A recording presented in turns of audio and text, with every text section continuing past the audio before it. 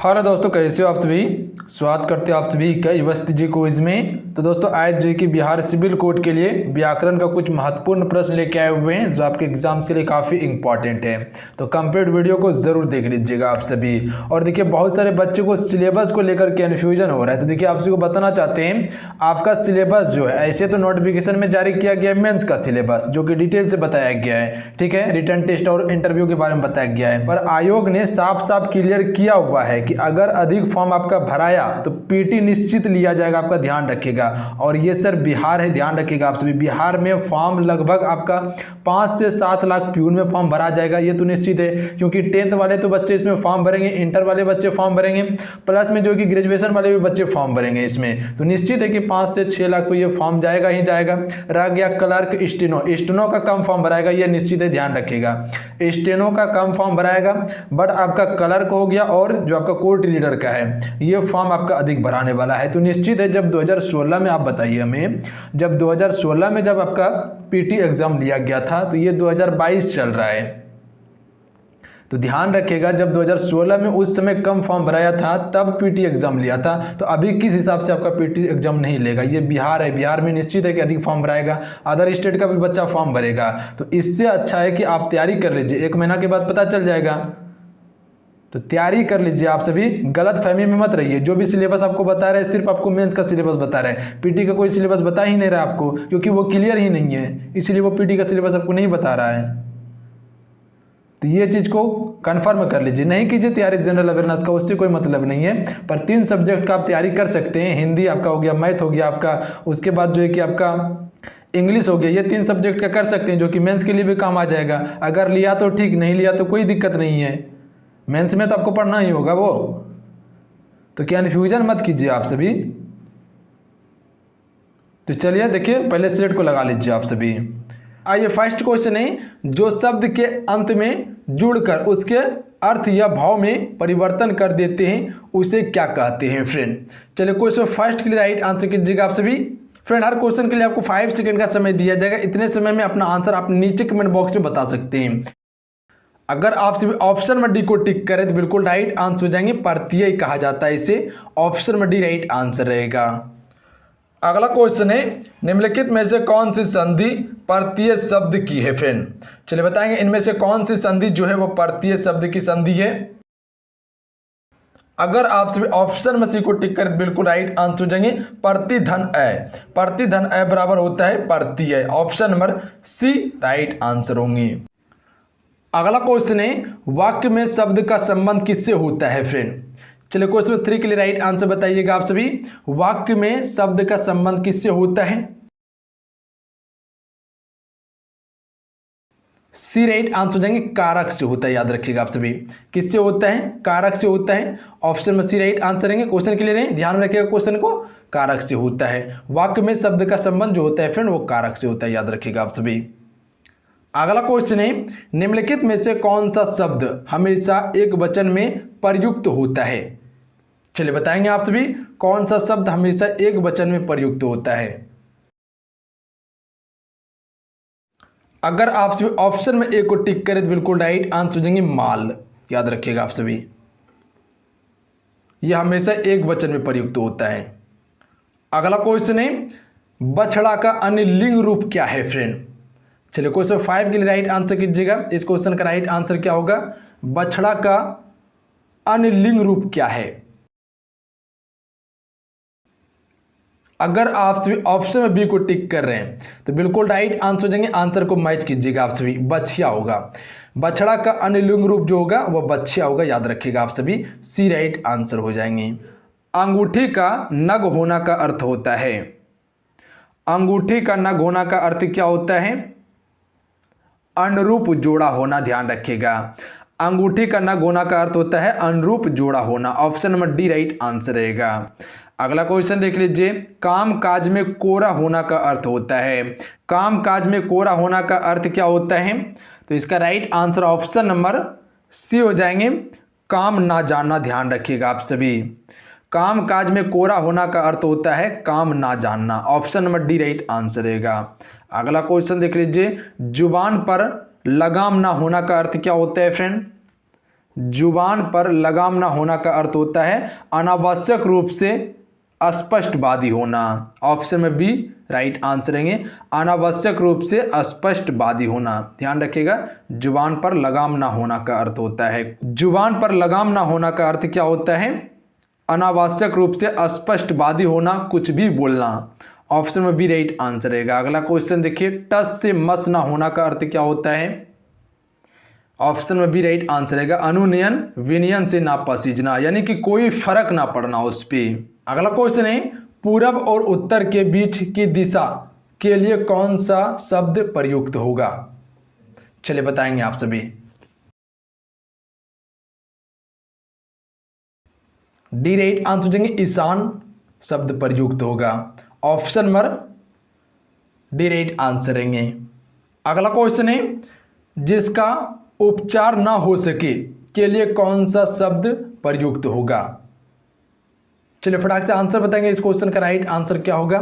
जिसका उपचार ना हो सके के लिए कौन सा शब्द प्रयुक्त होगा फ्रेंड।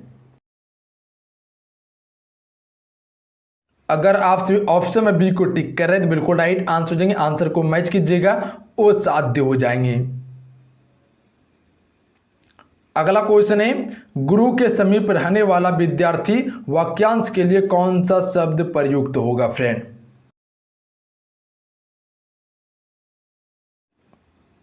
ए राइट आंसर हो जाएंगे, अंत्यवासी, याद रखिएगा आप सभी।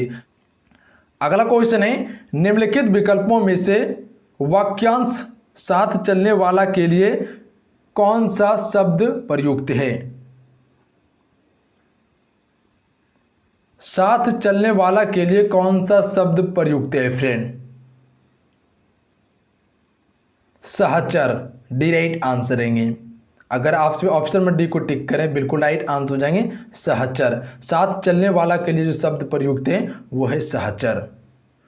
अगला क्वेश्चन है, निम्नलिखित में से कौन सा विकल्प अंग का अनेकार्थी शब्द नहीं है। चलिए बताएंगे इस क्वेश्चन का राइट आंसर क्या हो जाएगा। अंग का अनेकार्थिक शब्द कौन सा नहीं है। ए राइट आंसर हो जाएंगे, दैन निधनी। ये जो फ्रेंड वो अंग का अनेकार्थिक शब्द नहीं है, जबकि गोद भाग संख्या ये सभी अंग का अनेकार्थिक शब्द हैं। अगला क्वेश्चन है, निम्नलिखित विकल्पों में से कौन सा शब्द अज का अनेकार्थक नहीं है।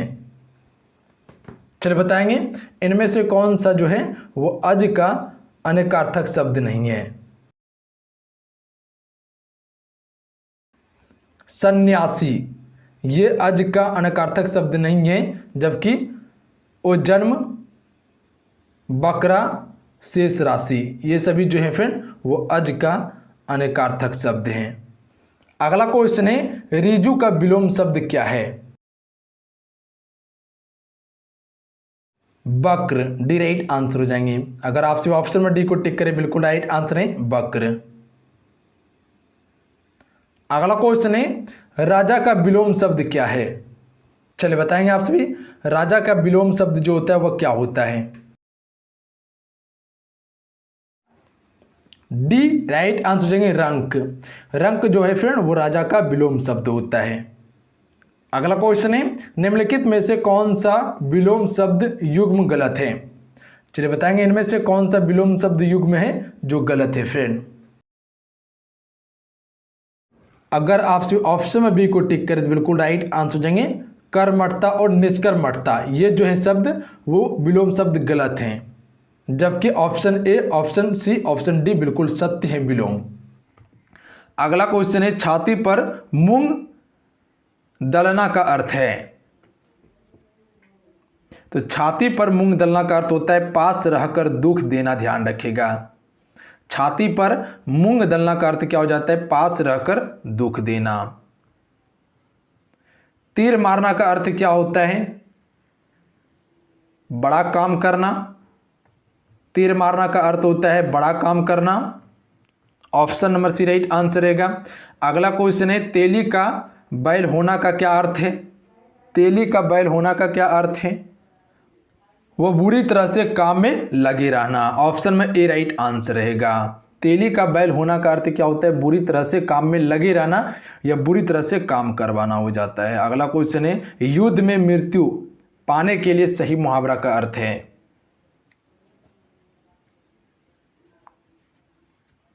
युद्ध में मृत्यु पाने के लिए सही मुहावरा का अर्थ है काम आना। Option number A right answer हो जाएगा। जैसे कि अगर आप सभी देखते होंगे, अगर बॉर्डर पे शहीद हो जाता है या आर्मी का जवान या बीएसएफ का जवान, तो वो जो है कि भारत का काम आया है, तो उसी को कहा जाता है युद्ध में मृत्यु पाना का सही मुहावरा जो हो जाएगा वो काम आना हो जाएगा, यानी किसी ना किसी का काम आया है। अगला क्वेश्चन है, मालूम होता कि तुम्हारे यहाँ रहने का संयोग समाप्त हो गया है, रेखांकित वाक्य के लिए सही मुहावरा है। रहने का संयोग समाप्त, तो इसका अर्थ क्या हो जाएगा? अन्न जल उठ जाना। Option number C right answer रहेगा। यानी कि रहने का संयोग समाप्त हो जाना का अर्थ क्या होता है? अन्न जल उठ जाना, उस घर से ध्यान रखिएगा आप सभी। Option number C right answer रहेगा। अगला क्वेश्चन देख लीजिए, अरुण ने परीक्षा में उत्तीर्ण होने के लिए बहुत परिश्रम किया, रेखांकित वाक्य के लिए सही मुहावरा है। बहुत परिश्रम किया यानी कि एड़ी चोटी का जोड़ लगा दिया। ऑप्शन में सी राइट आंसर रहेगा, ध्यान रखिएगा। बहुत परिश्रम का अर्थ होता है क्या? एड़ी चोटी का जोड़ लगा देना। अगला क्वेश्चन देख लीजिए, भ्रष्ट नेताओं के कारण कांग्रेस चुनाव हार गई, रेखांकित वाक्य के लिए सही मुहावरा है।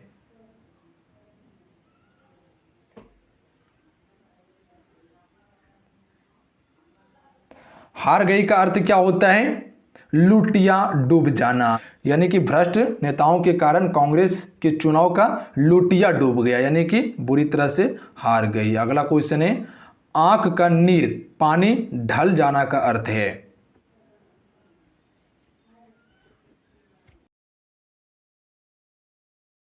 तो right answer option number B हो जाएगा, निर्लज हो जाना। यानी कि आंख का पानी ढल जाना का अर्थ होता है निर्लज हो जाना। अगला है, कान फूंकना का अर्थ होता है दीक्षित करना या बहकाना। Option number D right answer रहेगा। कान फूंकना का अर्थ होता है दीक्षित करना या बहकाना। अगला है, कच्चे घड़े पानी भरना का अर्थ है। कच्चे घड़े पानी भरना का अर्थ होता है ठीक ढंग से काम ना करना। ऑप्शन में बी राइट आंसर रहेगा, ध्यान रखिएगा आप सभी। अगला है, छक्के छुड़ाना का अर्थ क्या होता है? छक्के छुड़ाना का अर्थ क्या होता है? हराना हो जाता है, यानी कि बुरी तरह से पराजय कर देना हो जाता है छक्के छुड़ाना का अर्थ।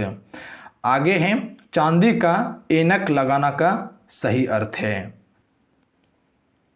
ये क्वेश्चन नंबर 30 होगा, ध्यान रखिएगा आप सभी। चांदी का ऐनक लगाना का सही अर्थ क्या है?